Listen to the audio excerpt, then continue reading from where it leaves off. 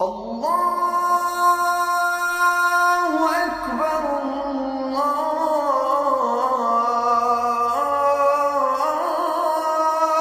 Akbar. Ashhadu an la ilaha illa Allah.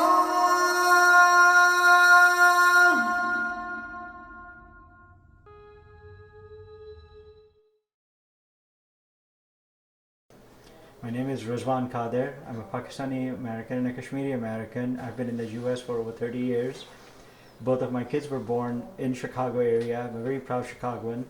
I came to the US from Karachi and I still feel a great affinity for Karachi and I'm proud of that. I've never had a chance to go back to Pakistan in 30 some years, but that's just the way things are. We are still proud Pakistanis and proud Pakistani Americans. Okay. So how do you see Muslims' contribution to America? Muslims have followed a trajectory just like many other ethnic and immigrant groups. So we have become involved in every facet of the society. I like to say that from cab drivers to doctors and professors, we are here. And we are here in large numbers. We are your neighbors, your employees, your employers, your students, your teachers. So every facet and in every field. And sir, do you feel Muslims are treated equally? I mean, are they safe and are they able to practice their religious activities freely? Yes and no. There is always this fear of the unknown. Earlier today, you visited some of the mosques in the Chicago area. There was a lot of opposition from some neighbors in those neighborhoods about building those mosques or Islamic schools. But then look at the results. Do we not have the mosques? Do we not have the Islamic schools? We do, with the support of the neighbors. So there was opposition, and there's always going to be the case. But the overall America, I like to say, America always ends up on the right side of history. So we have been able to do that with the support of our neighbors, and at the same time we have become involved in the community. So it's no longer something exotic, foreign, from some other part of the world. No, it is American. These are American institutions, and we are treated as Americans for the most part. Is there discrimination in the workplace? Is there hatred, hate, bigotry? Of course there is. But then, as I said, America has gone through that phase again and again and again, and unfortunately it's our turn. But again, it's the vast majority and the kindness of Americans that make us believe firmly that this phase shall pass too. Yes. So you see, after 2016 presidential election and Trump's ban on Muslims world, Muslim community or Muslims countries, there is somehow misconception in the mind of Muslims that Muslims here in America, they are not being treated well, they are not happily living here. So have you noticed anything like this? It is a source of great concern, no question about it. When the president of the country talks in such terms, it is bothersome. But the law of the country is still the law of the land.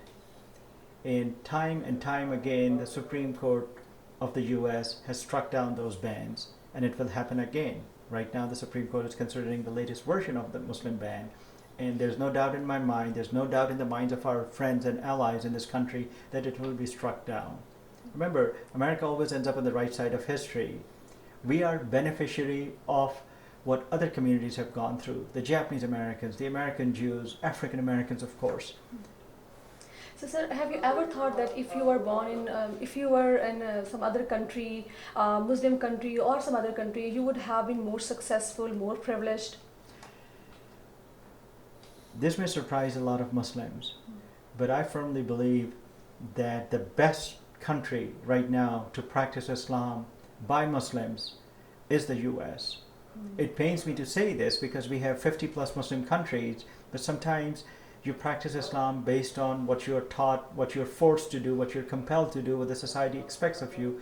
Here we have the freedom to practice. Nobody's telling us to practice Islam. We do it on our own. Then we are raising second and third generation.